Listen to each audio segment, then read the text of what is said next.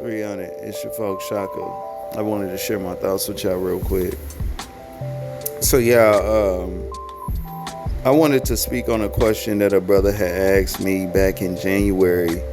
I had some time today, so I wanted to go ahead and speak on it. He wanted to know, why do I believe apartheid started in Africa?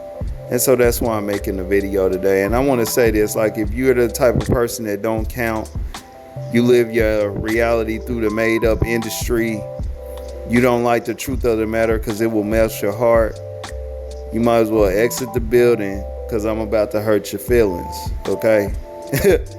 And so I want to say that. And for those that do count, look, man, I see that there's a lot of politicking and networking going on in the industry over there between the so-called African out the West, African American, and the African from the continent. But look, man, that's not a reflection of reality, okay?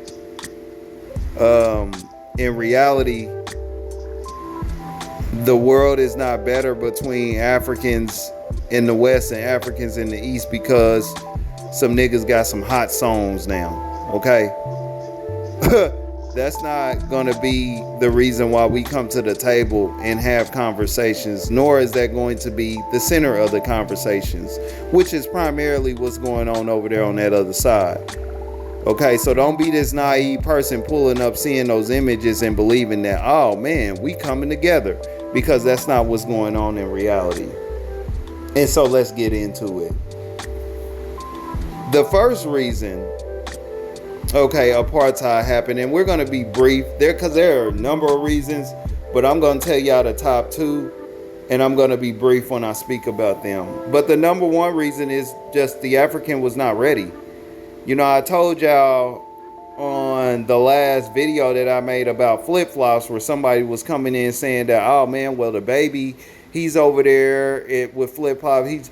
He's over there in Nigeria. Africans wear flip-flops. I told y'all that is a direct relation to them not being ready when those folks showed up, and why they don't run nothing over there today, okay?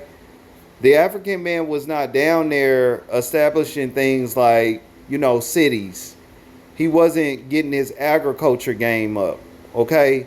He wasn't walking around learning about the various different plants and various different things and how they nourish the body. What do they do to the body and various different things like that. Not on a major scale.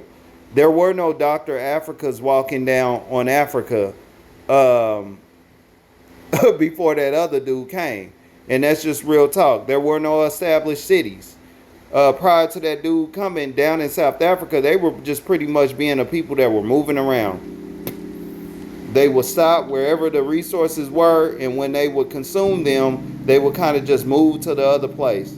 Meanwhile, the whole time, just kind of like having a bunch of kids, being at odds with each other, and not really establishing a government that would allow them to set aside a lot of their differences and kind of come together as a people to work to make some real stuff happen. That was not going on, y'all. Okay? It was not going on. So it made it a lot easier for those other folks who had kind of learned a lot of other stuff from melanated people all across the world. And they learned a lot from the so-called African too. The African didn't value a lot of stuff, but that even they knew. But it made it a lot easier for them to come down and say, hey, look, y'all ain't got y'all stuff together, and y'all kind of need us if y'all want to be a people in these modern times. Because even when they came down there, man, those so-called other people were looking a lot better than the African. All right? And it wasn't because of natural genes or anything like that. It was because they were up there kind of exploiting a lot of the information that they had learned, investing it into themselves. You know, meanwhile, the African wasn't down there learning anything. They literally had a belief down in Africa, man, that just being full was enough. It didn't matter what you ate or anything like that. If you could eat it and digest it, that was good.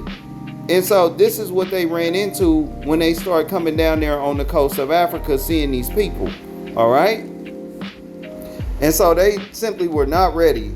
And this is the reason why there was no war or anything like that. The African man, he didn't care about anything. All right. And which brings me to number 2. They didn't value anything. Okay. When these people came down, they seen how the African cared more about getting respect from those other people versus letting those people know that no, we those people. And when you come up in here, you a guest, but you kind of got to bow down. Okay, that wasn't what the African was concerned about establishing with these other people. Okay, they kind of allowed those people to come down and, you know, share their old weak Bible stories and various things like that. And the African bought into it because they valued that more than their own stuff. They were down there giving away some of the most valuable, resourceful things in Africa for nothing, including people. You know, and Dr. Cloud Anderson spoke about this. You know, the African just simply did not care about anything. And so when these other people came down there, they had a different feeling about themselves. All right.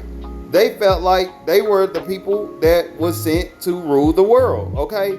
And when the African were treating them the way that they were, it made them believe it even more. Okay. They just did not believe anything, man. I mean, they didn't care about nothing. Okay. They didn't care about nothing. And so, and you can read this when you study this. A lot of these accounts of these people who were down there at that time, they were talk about this stuff. They had to literally go to a certain place and think about it like, man, this is too good to be true. Is this real? Okay. And so it was so unreal. They kind of like started to create all of these beliefs and propaganda about their place in the world. A lot of that was created by way of how the African was treating them when they came to those shores down there. Okay.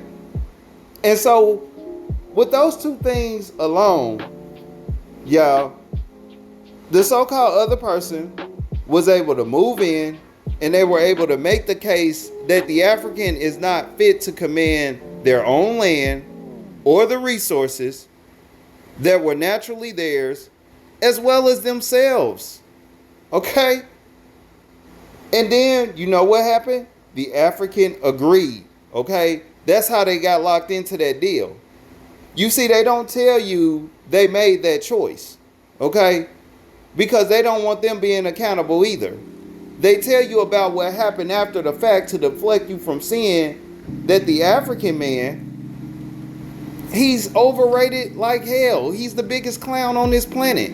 When you think about all those decisions that he made and what he was doing when those people pulled up on him. Okay?